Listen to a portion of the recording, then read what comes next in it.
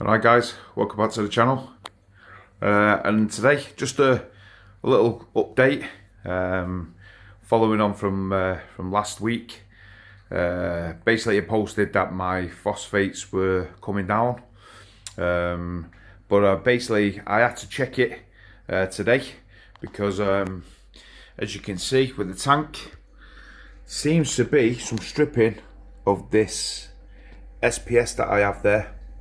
Now I don't know what it is, and also if you look at the polyps here on this white one, the actual colour has gone on it. So I've done a test and I've checked the phosphate mainly and the nitrate, and the nitrate's coming back about 7 ppm, but the phosphates, which I thought had come down, and it did say it had come down on the Hannah checker, was obviously a false reading, because I've checked it and it's reading 0.20, so it's come down a little, but it's not come down much.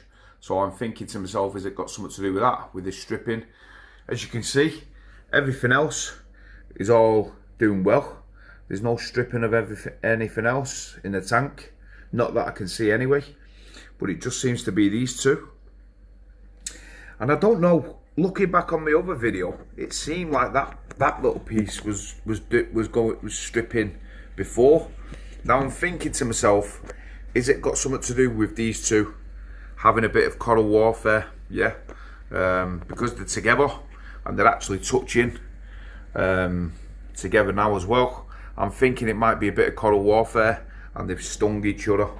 I don't think it's got anything to do with phosphates, because otherwise everything else would be looking pretty rough as well. But as you can see, everything still seems fairly good, and it seems fairly healthy, all growing well. So don't know if you guys might know what it could be. Check the salinity. The salinity is 1.025, so we bang on point with that. Alkalinity, like I've said before, I've dropped it, so it's now reading 9.42 on the last test via the KH keeper. So that's running well. The calcium is running at 440, and my magnesium is running at about 1380, 1390. So all going really good. Just the phosphates and the nitrates, which are a bit concerning to me, but like I said, I don't really know why it gave me that reading before. It came, I think it was like 0.06 it said to me last time I tested it, which I mentioned on the live stream. So yeah, pretty confusing, bit unsure why, but like I said before, all the other corals are doing really well.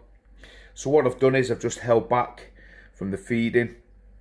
All these Montiporas, the growth of this Mystic Sunset is growing. This one here usually has a green base with orange polyps, but the base is going, I think it's just like dulling out, to be truthful. Don't know why, don't know whether it's got something to do with these Orphex, but all the rest of them are all really bright colours. These torch and frog spawns, the candy canes are just growing, and the acans that we had a problem with are just absolutely thriving. I did see a friend in the LFS, and I was wondering, I told him about this torch, sorry, not torch, about this candy cane, and he said that basically it stings like mad, and I was wondering what that purple thing was, and obviously it's where it's been stung. So what I'm going to have to do is I'm going to have to get in there and break it off. He says that they let a load of sweeper tentacles, which I didn't even know about. So like I said, you learn something new in this hobby all the time, guys. So I'm going to have to get into there and break that up, just snap a piece of that off so they're not touching. But definitely coral warfare. The hirsute, which is just spreading like weeds all over. All of the others are all looking really good, and these Stylopora and the Ceratopia is just growing, like I said, like weeds again. But all on the back wall, the Montipora plates are all actually fused to the wall now. So hopefully we're going to get a nice big spread. What I want, guys, is I want all of that back wall to just be covered in Montipora. Same here with this red Monty Porter and the green one just over there. As you can see, it's all actually stuck to the wall now. So basically we're just going to let it grow out and see where it goes from there. As for the torches, all flowing really nice. The Holy Grail is coming on, the purple one and the Indo, and then the green one at the back. The clownfish have laid eggs again. The other one's hatched, but as you can see, just at the back there, more clownfish eggs just at the back there. 6-line wrasse just gone past there. He's doing his job. Done his job. I've seen absolutely no flatworms. I still go in and turkey baste it, but as of yet, not seen any, which is a great sign. But this coral just at the back here, definitely think I need to move it. It's just too big now for the tank. It's just such a shame, but I've had it basically from day one when I could put corals in, so I'm a bit reluctant to get rid, but maybe we can find another spot at the front of the tank or something, you know, maybe shift things around. But like I said before on my other video, I'm going to be looking at like some sort of other rockscape just over there, just so I can add more SPS into the tank maybe, because we're running out of real estate, which is not a bad thing I suppose, but it's also not a good thing because you always see other things that you want in the tank. Going underneath, because of my problems with the because of the problems with the phosphate, I've actually turned my rower on now. So this is running in the Nios Torque. We've got it tumbling. You can't really see it tumbling. Just that's how much you need. You need it tumbling, if you can see. Just very little, because otherwise, if you have it too fast, basically it will come through. I didn't used to have this on. I just cut this out of. Basically, this piece was what you usually get in the centerpiece there between the baffles, and I basically used I cut that up and I basically stuck it in there. So that's what that is. But basically, you just stick that there and just run it on very little flow, just so we keep it turning. Because if you need a bit of flow, if you don't have enough flow, basically what it does is it clogs up and it goes like rock. So you need it all tumbling, and that's, I found the sweet spot. So hopefully that'll do the trick. I topped up the salt water for when my the KH keeper takes the solution out. As you all know, I top it up with the salt water as opposed to putting the reagent back in. But going on to the KH keeper, seems to be dialed in perfect since I spoke to that guy, and he told me that you keep the filter float underneath the water. If you're wondering what he means by that, it is this thing here, just there where my finger is. That was out in my tank. So basically, now it's under the water. It seems to be doing the trick. And there's the skimmer, which was having problems with. Now it's dialed back in and it's perfect. Very strange with that skimmer. I don't know what actually happened with it, but seemed to have went a bit crazy. But now it's gone back to normal. But I'll show you on the Nano tank. Just moving the bike. Sorry about that. The Nano tank looking really well. Everything's fine in here. I've set all of the Zoas that were all on the rack now. I've actually put them all on this rock now. So I'm basically just gonna wait and just let this rock all get covered completely in Zoas. So hopefully they'll all turn out really good. The Gonia Porter is actually turning out well.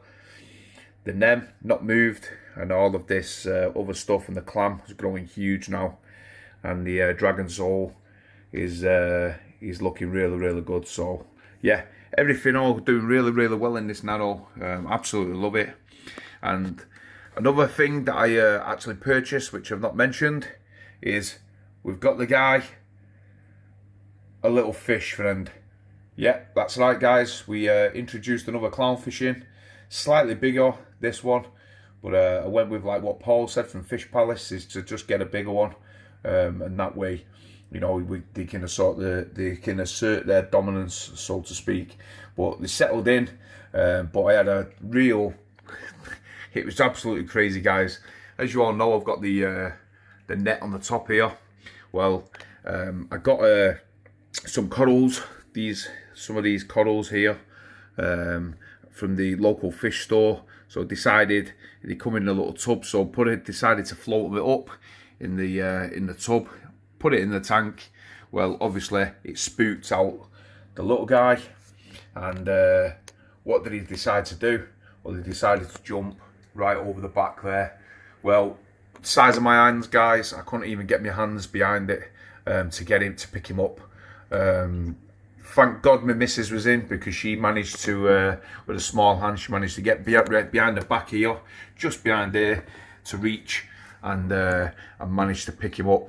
But he must have been out of there for about maybe 3 or 4 minutes or something. So he was obviously, I thought, that's it, it's game over for him. Brought him back into the tank, and he was covered in dust, fluff, everything you can think of. And here's Oscar, the blenner, come out to see us. He's thinking he's going to get fed. As you can see, look at him, right miserable so-and-so, but loves his little den. That's his little home. And yeah, going back onto the clownfish, guys.